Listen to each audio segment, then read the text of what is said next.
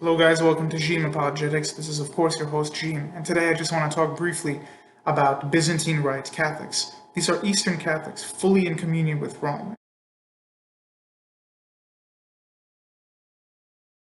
And I'm going to do a video generically on all Eastern Catholics. But the Byzantine Rite Catholics are fully in communion with Rome like all other Eastern Catholics. However, they keep the liturgy of John Chrysostom, as well as the outward aesthetic and appearance of Orthodoxy. And many people ask why.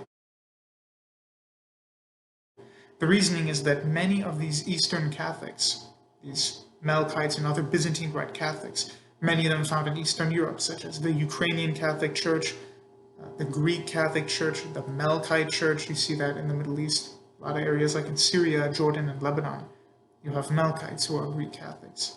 And all of these groups ended up in communion with Rome, but they were once part of Orthodoxy.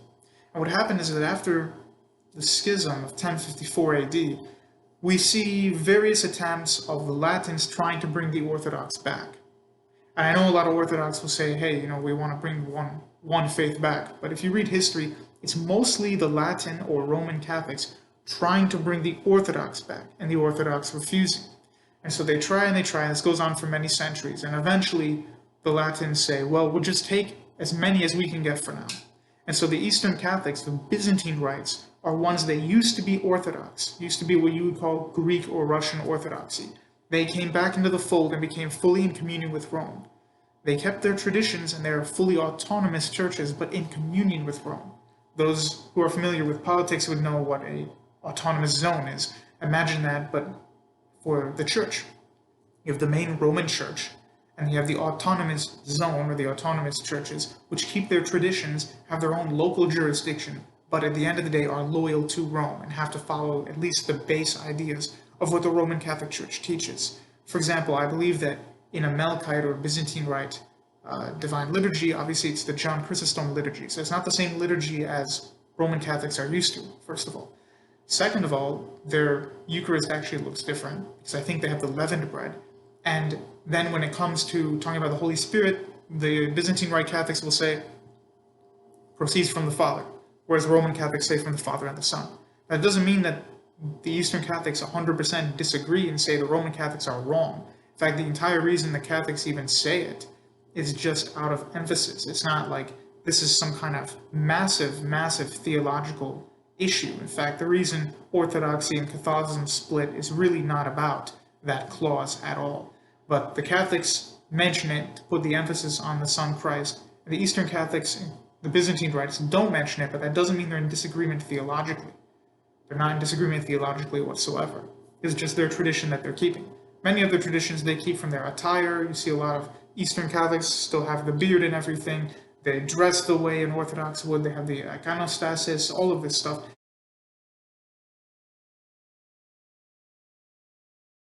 Keeping their Eastern aesthetics there while being in league with Rome. Now this is different to, say, the Maronites, who are much more Latinized but come from a West Syriac rite.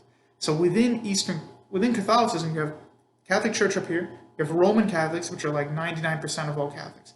Then you have Eastern Catholics, and within Eastern Catholics, you have the Byzantine Rite, East Syriac Rite, West Syriac Rite, Alexandrian Rite, and the Armenian Rite. And so all of these have different flavors and different traditions, but they stay in communion with Rome.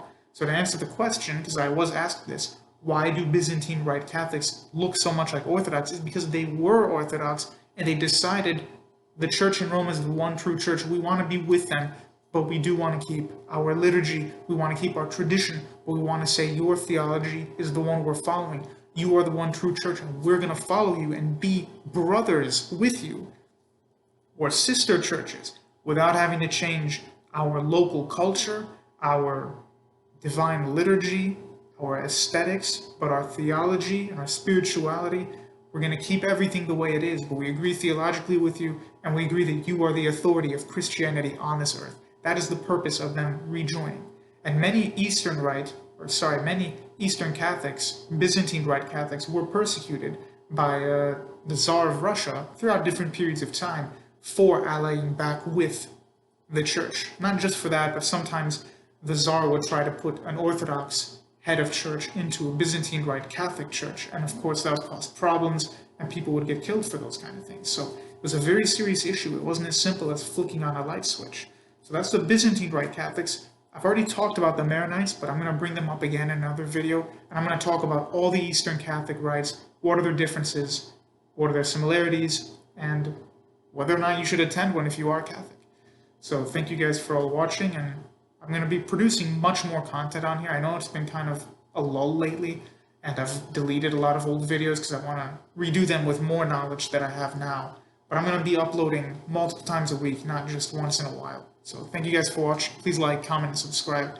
I'll reply to any comments I see if they're not nonsense. See you guys.